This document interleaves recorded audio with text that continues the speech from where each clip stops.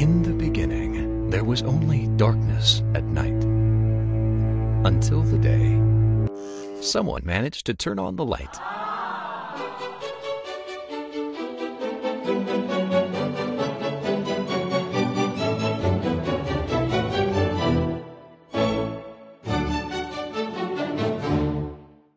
L'électricité a été découverte par les Grecs.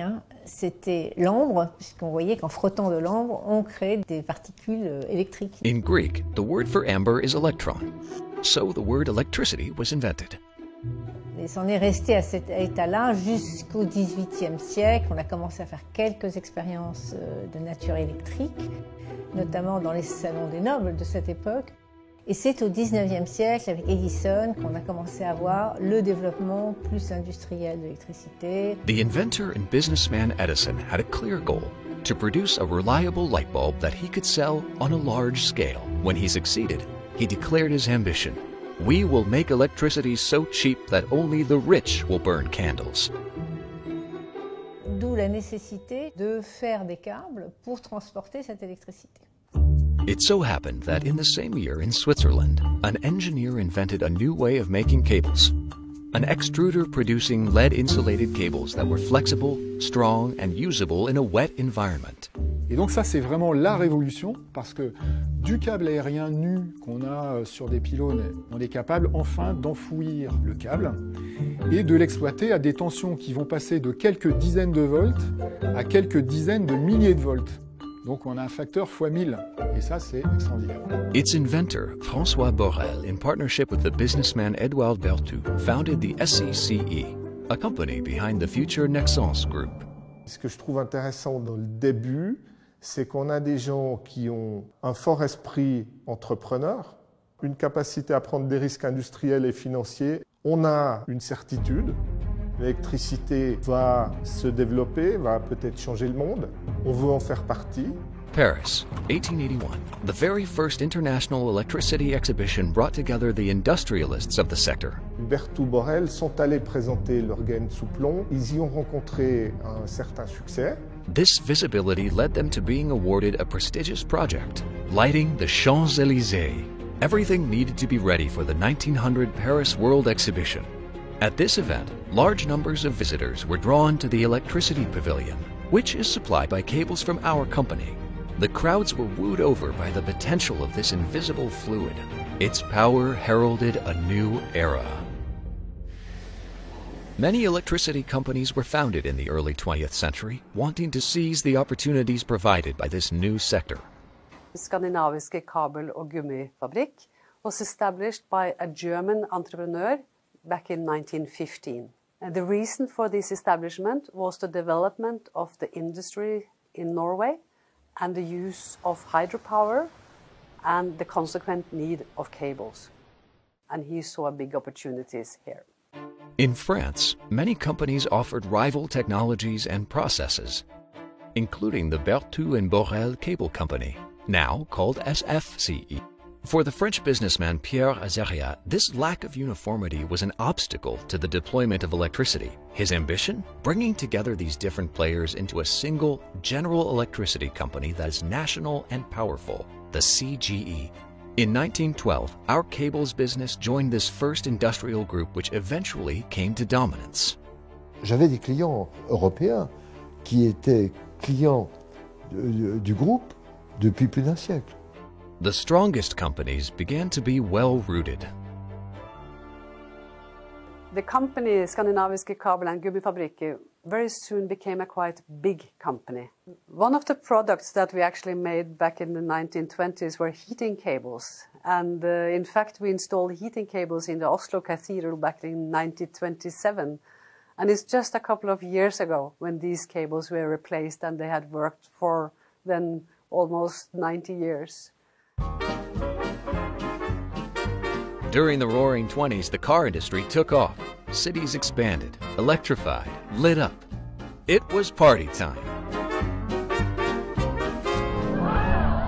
Uh-oh, it's critically important to avoid outages at the height of the party. L'alimentation la plus sécurisée, c'est-à-dire une alimentation qui permet de faire face aux différentes pannes, c'est d'avoir une alimentation maillée. Donc dans les années 1920-1930, on a développé une ceinture autour de Paris qui s'appelait la ceinture d'Hercule. The CGE installed underground cables connecting up 5 power stations located around Paris, and thereby forming the most powerful grid in the world. Alors on a d'abord une ceinture qui serait le tour de la toile d'araignée, et puis ensuite on a des liaisons pénétrantes qui permettent de passer de l'extérieur au centre de Paris. Et aujourd'hui, le réseau parisien continue à être alimenté de la même façon. Interconnections began to be made between countries to strengthen the supply of the grid. Grâce à l'interconnexion, la France et l'Angleterre pourront s'adresser par câble sous-marin leur excédent d'électricité. Désormais, Madame Dupont pourra faire cuire son steak avec de l'électricité anglaise et Madame Smith préparer son thé avec des kilowatts français. De 1945 à 1965, la croissance en Europe était supérieure à 5% l'an. Les 30 glorieuses, ça existait. Et ça existait en particulier dans l'industrie du câble parce qu'il fallait reconstruire tous les réseaux. Donc des taux de croissance extraordinaires. Households procured many electrical appliances. To meet this explosion in energy demand, new cable companies entered the market. In the early 20s, Frank Beaurepaire, a famous Olympic swimmer at the time, developed a tyre manufacturing business and called it Olympic Tyres. It wasn't until the 40s that Olympic Tyres branched out to manufacture rubber cables. The government and the political target in Norway was to have electricity to everyone. And to get electricity to everyone in Norway, you need both land cables and submarine cables. Almost all submarine cables laid in Norway crossing the fjords have been made by Skandinaviske Kabel- and Gummifabrikker. Many of the cables that were installed in the 50s, for example, they are still fully operational and working. Over the years, electricity use kept on rising. The first coal-fired and hydroelectric power stations were no longer sufficient to meet demand. A new production method was needed. In the late 1960s, nuclear power was seen as the solution to large-scale electricity production. In 1970 alone, 37 power stations were under construction and 6 went into service. Electricity was henceforth considered as a commodity to be transferred between countries, as reflected in an increasing number of long-distance projects. In the 1970s, we were given the contract to supply the cable between Norway and Denmark. That cable was the longest, the deepest, with the highest transmission capacity ever made in the world. And that cable was the start of the development of our submarine activity for interconnections worldwide.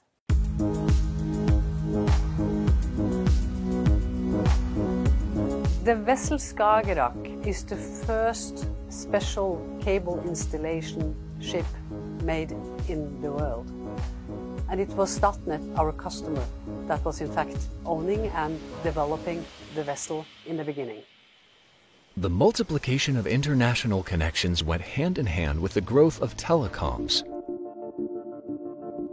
Fiber optic technology, invented in the United States, was developed in France with government backing. To adapt its brand image to the telecoms market, the CGE renamed its cable business to Alcatel Cable. Quand on a ouvert le tunnel sous la Manche, un samedi à 12h12, ça a été télévisé dans le monde entier. Il y a M. Cosette, qui était l'ouvrier français, qui a donné le dernier coup de pioche. Eh bien, l'image a été transmise par un câble à fibre optique fourni par Alcatel Cable. Il faut se remémorer l'époque, qui était quand même très très particulière, où on avait l'impression que les télécoms c'était le seul secteur qui allait exister dans le monde. C'était l'avènement de l'Internet. Il y a tout un tas d'opérateurs nouveaux qui sont arrivés sur le marché. Ils avaient des capitaux et ils voulaient développer des réseaux à fibre optique. La fibre optique était d'un tel succès, les clients faisaient la queue à la porte de mon bureau. Ils disaient, bon ben je casse le marché, je suis prêt à vous payer 2 fois le prix, mais je veux de la fibre. This explosion in demand was also due to a completely new playing field. In 1986, in Britain, Margaret Thatcher began to deregulate the markets in Europe. The large, publicly owned electricity and telecoms monopolies became a thing of the past. The market was now unregulated and open to competition. À l'époque, il y avait une grande dictature des analystes financiers et les analystes financiers poussaient à devenir un pure player. C'était le mot d'ordre. To satisfy the markets, the Alcatel Group decided to position itself as a pure telecoms player and to disperse its industrial activities. Il y avait des usines dans les activités câbles, c'est pas propre tout ça, il fallait être pure player des télécoms. The cables business was therefore privatized and left to its fate. La mise en bourse a été un vrai succès puisqu'on a été sursouscrit 10 fois, c'est-à-dire qu'il y a eu 10 fois plus de demandes que d'actions proposées. The Alcatel Cable arm was now free to begin a new adventure with a new identity. Il y a eu cette recherche de noms, on est parti de 60 000 noms avec une agence spécialisée. Il faut trouver un nom de société qui soit le plus neutre possible et qui se prononce bien, en plus, dans à peu près toutes les langues du globe. Le nom, finalement, c'est un élément fédérateur.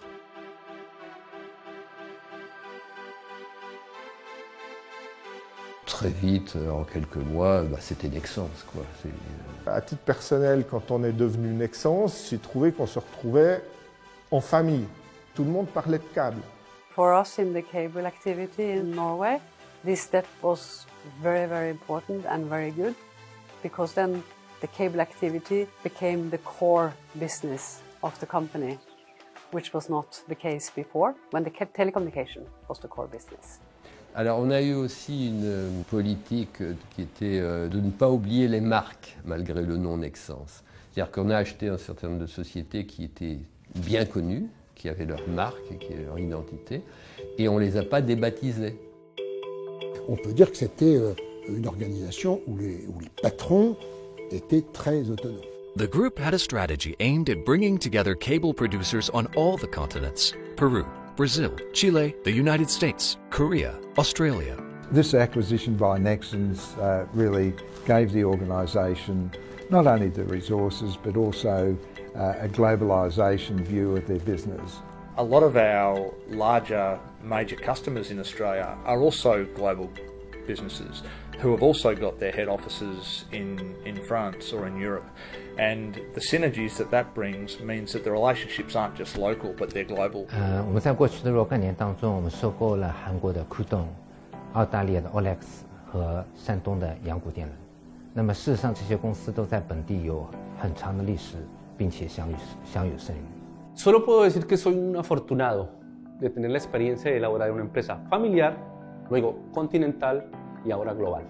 This synergy combining expertise with local businesses enabled Nexans to be awarded major projects, the interconnection of the countries of the Gulf and the longest electric line in the world, 2,375 kilometers long, of the Rio Madeira. Les Brésiliens avaient une certaine avance parce qu'ils avaient un marché énorme en termes de taille. Quand vous traversez l'Amazone, il vous faut des câbles extrêmement résistants, pas chers, bien entendu. Ce à quoi on n'était pas trop confronté en Europe. Donc ça nous a permis comme ça de bénéficier de développements qui ont été faits au Brésil pour pouvoir répondre à certaines caractéristiques des autres marchés.